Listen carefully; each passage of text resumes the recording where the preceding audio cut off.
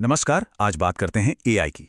एक ऐसी टेक्नोलॉजी जो हमारी दुनिया को और खासकर हमारे काम करने के तरीके को बहुत तेजी से बदल रही है। ये थोड़ा एक्साइटिंग है और थोड़ा डरावना भी है ना। तो चलिए इस पूरी गुत्थी को मिलकर सुलझाते हैं।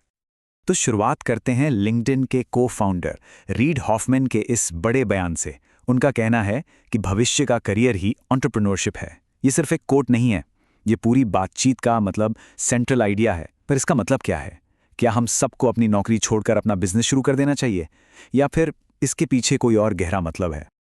तो सबसे पहले उस सवाल पर आते हैं जो शायद हम सबके दिमाग में घूम रहा है। क्या एआई हमारी नौकरियां खा जाएगा? देखिए, ये सवाल ज़रूरी तो है, पर हो सकता है हम सवाल ही गलत पूछ रहे हों। क्या ये सिर्फ नौकरियों के खत्म होने की कहानी है, या फिर कुछ और ही हो रहा है? और ये सिर्फ कोई हवाई बात नहीं है, ये असली डेटा है। स्टडीज दिखाती हैं कि चैट जीपीटी के आने के बाद से ही एंट्री लेवल नौकरियों में सीधा 16% की गिरावट आई है। ये एक बहुत बड़ी चेतावनी है, खासकर उन लोगों के लिए जो अभी अभी अपना करियर शुरू कर रहे हैं। और देखिए, ये कहानी सिर्फ किसी एक देश की नहीं है। अगर हम भारत जैसे बड़े टेक मार्केट की बात करें, तो यहाँ गिरावट और भी ज्यादा है, करीब 20 से 25%। तो ये साफ है कि ये एक ग्लोबल बदलाव है, जिसका असर हर जगह महसूस हो रहा है।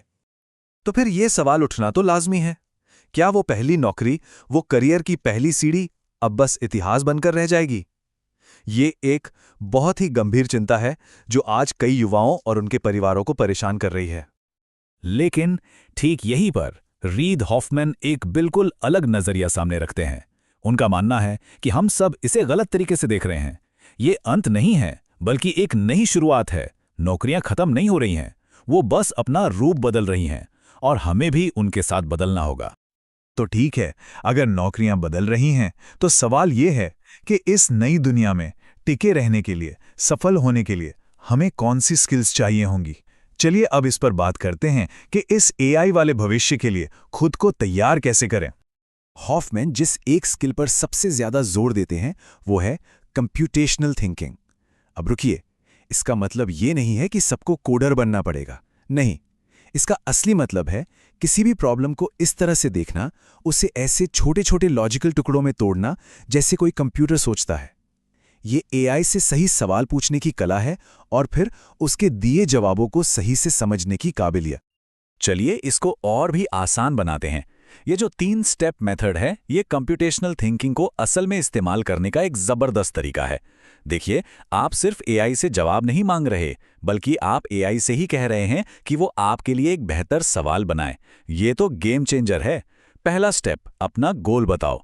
दूसरा, एआई से कहो कि उस गोल को पूरा करने के लिए एक डीप रिसर्च प्रॉम्प्ट बनाए। और तीसरा, उस प्रॉम्प्ट को थोड़ा एडिट करके इस्तेमाल करो। नतीजा कहीं बेहतर। तो असल बात क्या है?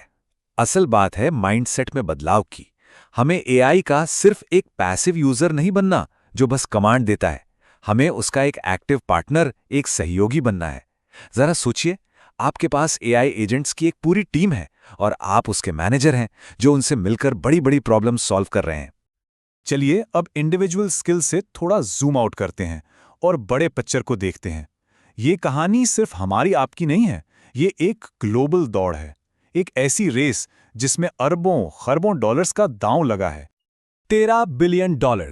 सिर्फ एक कंपनी एंथ्रोपिक ने अपने एक ही फंडिंग राउंड में $13 बिलियन उठाए। ये रकम बताती है कि बड़ी बड़ी कंपनियां एआई को लेकर कितनी ज्यादा सीरियस हैं और कितना पैसा झोंकने को तैयार हैं। और ये सिर्फ पैसे का खेल नहीं है, ये पावर का भी खेल है, लिटरली बिजली का। ओपन एआई जितनी कंप्यूटिंग पावर खरीद रहा है, वो 2 हूवर डैम्स के बराबर बिजली खाएगी। इससे आप अंदाजा लगा सकते हैं कि इस टेक्नोलॉजी को चलाने के लिए कितने बड़े पैमाने पर रिसोर्सेज चाहिए। और फिर आता है ओपन एआई का स्टारगेट प्रोजेक्ट। रिपोर्टेड बजट है $500 बिलियन। ये नंबर इतना बड़ा है कि इसकी कल्पना करना भी मुश्किल है। ये साफ साफ दिखाता है कि एआई इंडस्ट्री के इरादे कितने बड़े हैं, मतलब अभूतपूर्व हैं।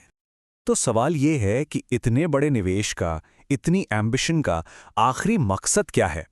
और यहीं से हम इस चर्चा के सबसे गहरे, सबसे फिलोसॉफिकल हिस्से में दाखिल होते हैं, आर्टिफिशियल सुपर इंटेलिजेंस या एएसआई का भविष्य। और इस बहस में 2 दिग्गज आमने सामने हैं। एक तरफ हैं एआई के गॉडफादर कहे जाने वाले जेफरी हिंटन। उन्हें डर है कि एएसआई आएगा और लगभग सारी नौकरियां खत्म कर देगा। दूसरी तरफ हैं रीड हॉफमैन, जो एक बहुत ही उम्मीद भरा भविष्य देखते हैं, एक स्टार ट्रेक यूनिवर्स जैसा, जहां टेक्नोलॉजी हमारी सारी जरूरतें पूरी कर देगी और हम इंसान ज्यादा क्रिएटिव कामों पर फोकस कर पाएंगे। इस पूरी बहस को समझने का एक और बड़ा दिलचस्प तरीका है एआई थियोलॉजी का कॉन्सेप्ट। मतलब, क्या भविष्य में एक ही सर्वशक्तिमान एआई होगा, एक मोनोथिस्टिक गॉड की तरह जिससे डरना स्वाभाविक है, या फिर कई अलग अलग तरह के सुपर इंटेलिजेंट एआई होंगे जो एक पैंथेस्टिक देवताओं के समूह की तरह एक साथ काम करेंगे, जिससे एक उत्साह का माहौल बनेगा? तो रीड हॉफमैन का मानना है कि दूसरा वाला ऑप्शन ज्यादा मुमकिन है। वो कहते हैं कि इतिहास देखिए, जब भी कोई नई टेक्नोलॉजी आई है तो उसका कोई एक रूप नहीं रहा, बल्कि कई अलग अलग रूप विकसित हुए हैं। और उनका मानना है कि एआई के साथ भी ठीक ऐसा ही होगा, एक मल्टीपोलर, एक पैंथीस्टिक भविष्य बनेगा। तो आखिर में ये सवाल हमें सोचने पर मजबूर करता है, जैसे जैसे एआई आगे बढ़ रहा है, हम असल में बना क्या रहे हैं? एक अकेला ईश्वर जो सब कुछ कंट्रोल करेगा, या फिर देवताओं का एक पूरा दरबार? इस सवाल का जवाब ही हमारे आने वाले कल की कहानी लिखेगा।